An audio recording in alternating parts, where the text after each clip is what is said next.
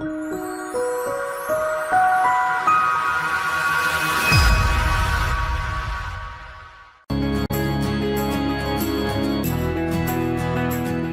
to Hospitality Property School. You are listening to Hospitality Property School with your host, Jerry McPherson.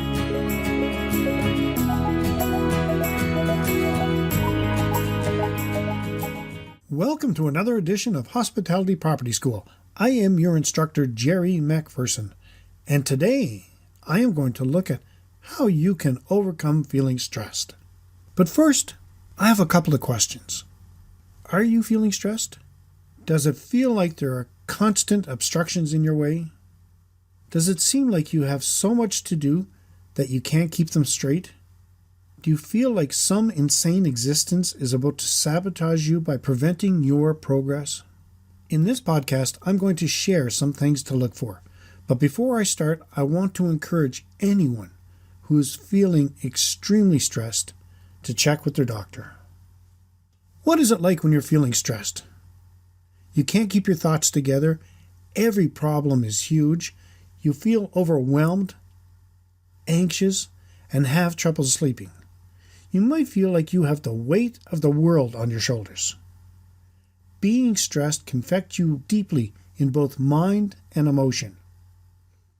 There's a really good chance that you would be hard-pressed to find someone in your life, including you, that wouldn't say they're stressed about something. And while stress sometimes can be good, it can help you conquer your fears or motivate you to get something done. When you're constantly in a state of tension and anxiety, it can have an effect on your body's physical and emotional state. I will look at 7 symptoms of stress and things you might be able to do about them. 1. You're constantly sick. It seems like every week you're feeling sick.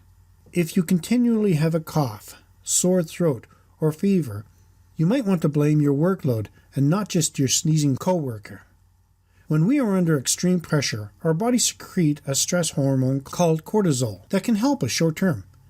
But if you're stressed out constantly, these hormones aren't as helpful and can become depleted over time. Cortisol and other hormones are components of the immune system, and though they help the body cope with stress, when these hormones are withdrawn, we become more susceptible to sickness. Stress can slow wound healing, contribute to the reactivation of a latent virus, and increase vulnerability for viral infections. What you should do: allow your body the time it needs to recover. Listen to your body. If you feel tired or drained, make time for rest and extra sleep. 2. If you're having trouble concentrating. When you're too overwhelmed to focus on what's in front of you, or you can't remember simple things like a coworker's name, it could be a sign that you're overworked. Studies have shown that long-term stress stimulates growth of proteins that might cause Alzheimer's. What you should do: if you can't focus or remember simple things during a workday, taking a few long inhales and exhales can help when faced with a high-pressure situation. Deep, even breathing not only affects whether or not our thoughts control us or we control them, but it also affects the body sensations that are experienced when faced with high-stress situations. 3. If you experience throbbing or feel pressure anywhere on your head or temple area, there's a good chance it's a tension or stress headache, and your lifestyle might be to blame. What should you do? When stress is the cause of your headache, the easiest thing to say is, have less stress in your life. But that advice itself is stressful. Understanding your headache is coming from stress can be helpful therapy. People oftentimes feel worse worrying and trying to figure out what the cause could be. So knowing it's not some serious health problem might make a person feel better.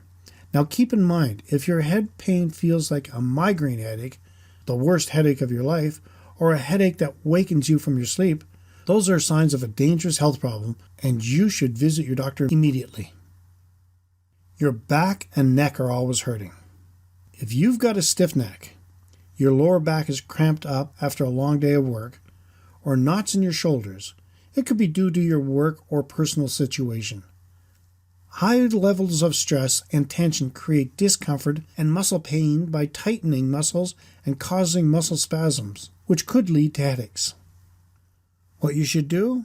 Many relaxation techniques can help with stress reduction, including taking deep breaths from the diaphragm, meditation, massages, and yoga. Devote time for stretching breaks throughout the day. 5. If you have trouble sleeping. If you're waking up and worrying or deliberating over things, it could be a sign of anxiety or depression. After a full day, sleep should come easy, and getting into bed a time you can shut off your brain and relax. If you feel tired but have a difficult time falling asleep, it's possible you have stress-related fatigue. What you should do? If this is a regular occurrence, talk to your doctor and discuss whether your chronic stress may have led to depression. If you're not sleeping well, everyday annoyances might make you feel even more overwhelmed and frustrated because you're more vulnerable. Cutting back on caffeine and alcoholic beverage and increasing your exercise can also improve your sleep patterns. 6. Your hair's starting to fall out. If you're waking up with more than a few strands on your pillow, you may be experiencing a medical condition called alopecia areata. This is an autoimmune skin condition brought on when the body's immune system attacks the hair follicles, causing small round patches of hair loss on the scalp.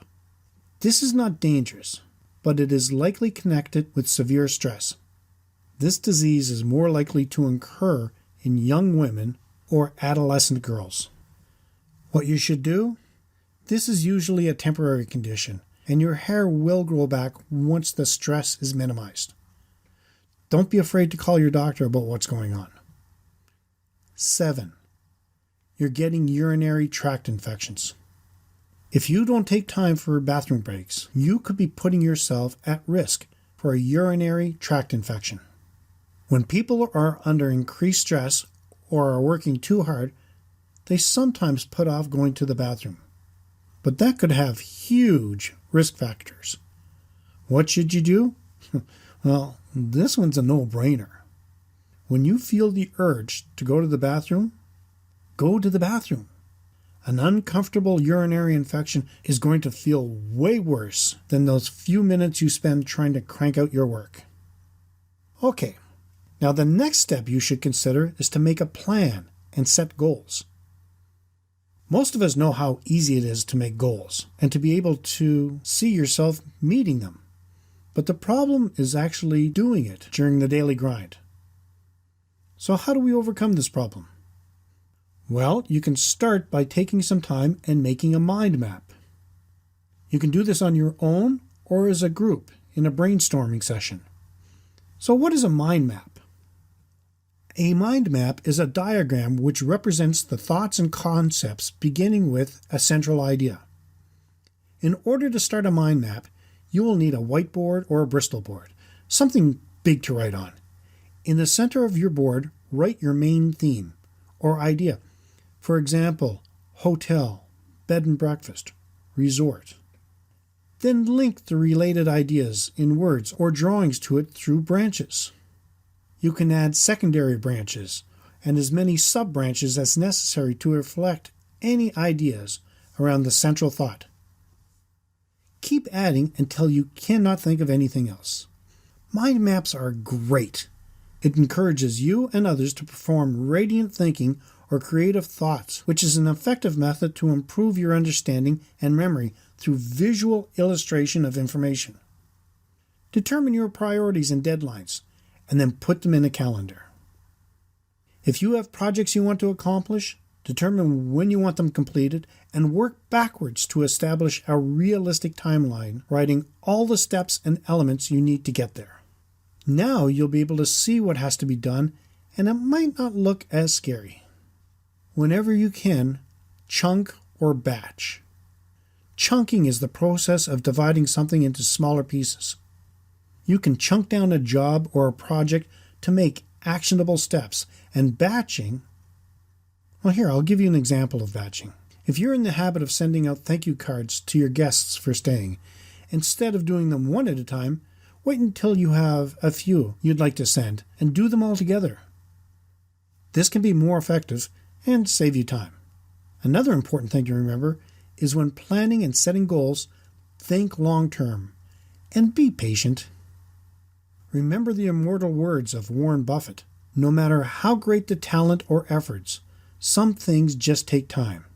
You can't produce a baby in 1 month by getting 9 women pregnant. So what's the next step? Do it.